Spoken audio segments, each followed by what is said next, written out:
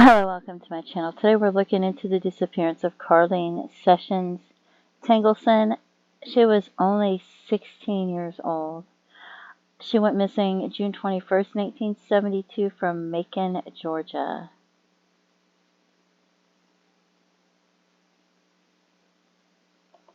She was 5'9" and weighed 115 pounds. Brown hair, hazel eyes, brown freckle on neck, mole on left side of chin, chipped front tooth. She was wearing a men's blue dress shirt, blue jeans, a Mickey Mouse watch on her right wrist, silver engraved POW bracelet, boyfriend's white gold clasp ring engraved with initials. And here is a photo of her. And here's the Charlie Project, and there's several photos of her on the Charlie Project. And it says, let's see, it doesn't give her birth date, which is interesting. The vehicle was accounted for. It was a white 1963 Pontiac station wagon. She wore braces and ironed her hair straight at the time of her disappearance. She has a brown freckle on her neck, below her chin, a small mole on her left cheek, and a chipped front tooth. She was last seen in Macon, Georgia. That afternoon, she left her home on East Street and drove her family's white 1963 Pontiac station wagon to the now defunct Westgate shopping center off Pio Nono Avenue. She had a driver's license for only a short time, and this was the first time she had driven anywhere alone. She planned to pick up her younger sister from summer day camp after she left the shopping center. She invited her younger brother and older sister to accompany her, but neither of them wanted to go, and so she left alone.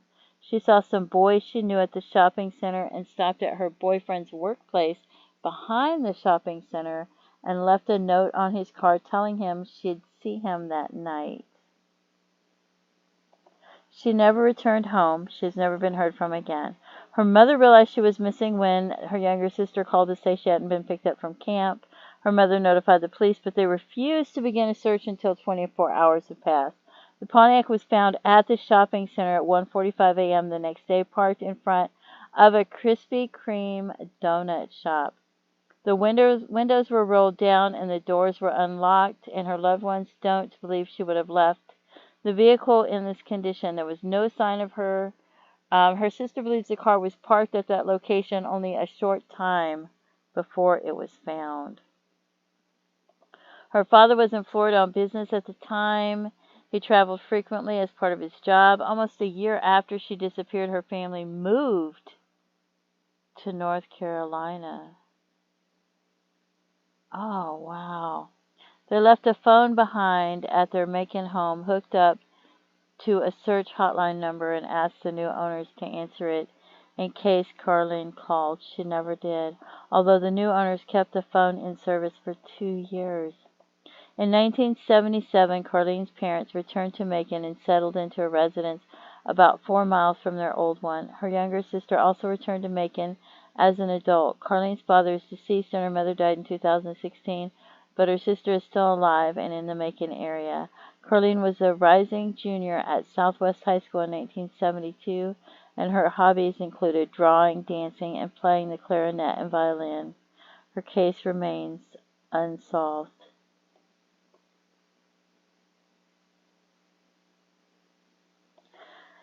So here's an unidentified female found March 24th, 1992.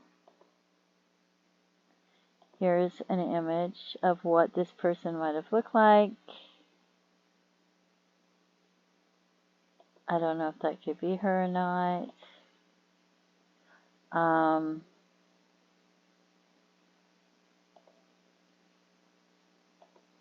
Here's another image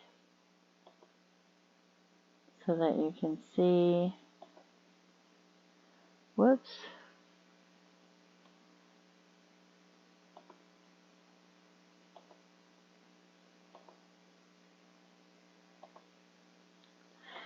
And this person was found in 1992 Ages 16 to 30 years old. Estimated to be about 5'8" and 140 pounds. And she was 5'9", it said, and 115 pounds. Estimated PMI was years. Found by road crew about 15 feet from a gravel road in a wooded area.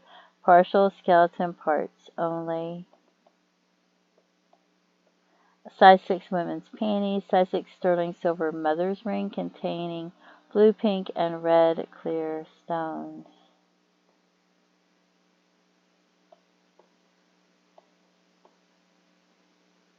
And I don't know if that could be her, but they say you have to go mostly by what they say you have to look at the shape of the face. So, and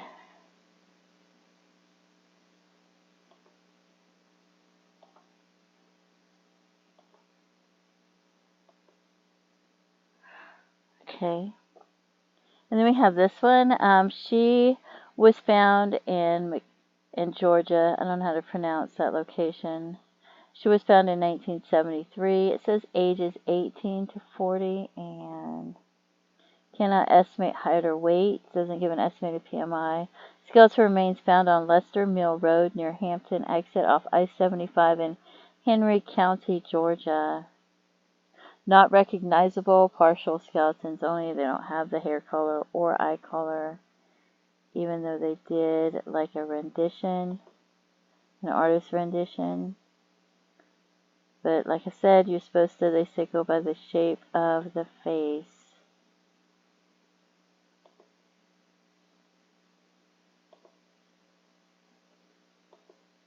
So there's that one.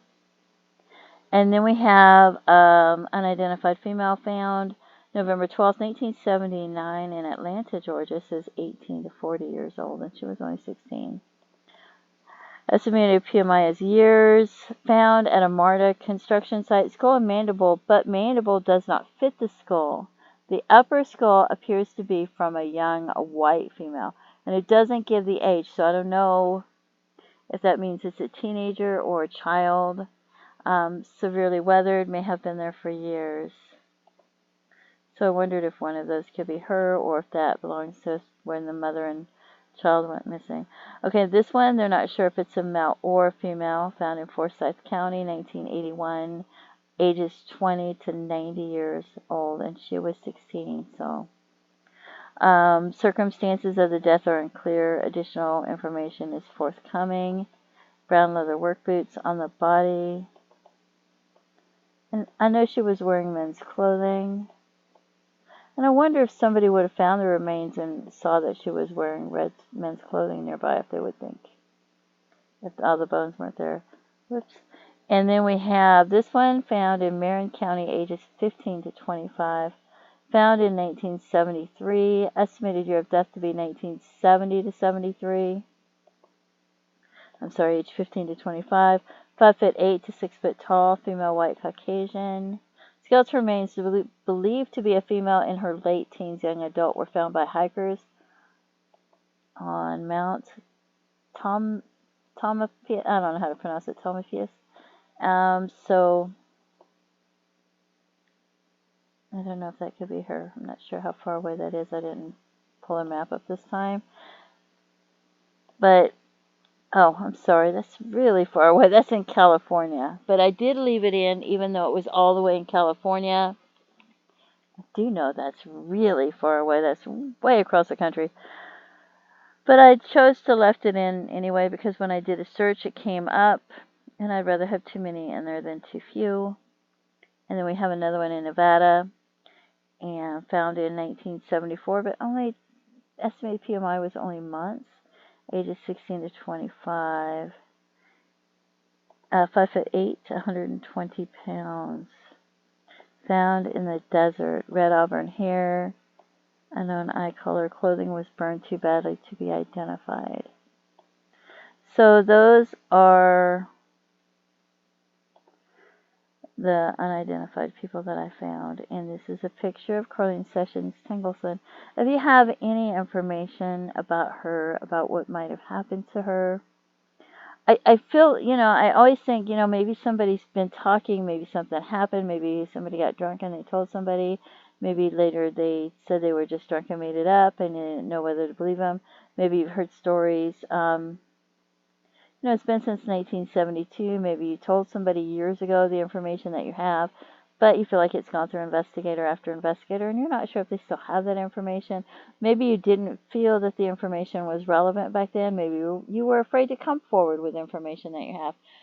But if you have any information at all, please come forward and contact authorities and let them know. You could write it down and send them a letter. You could send a couple of letters to the detectives, police department, and sheriff's department. You could email them and CC different ones in case you're concerned the email may not work or you're not sure if they'll get the information. Just please contact them and let them know any information that you have. Let them decide what's important and what's relevant.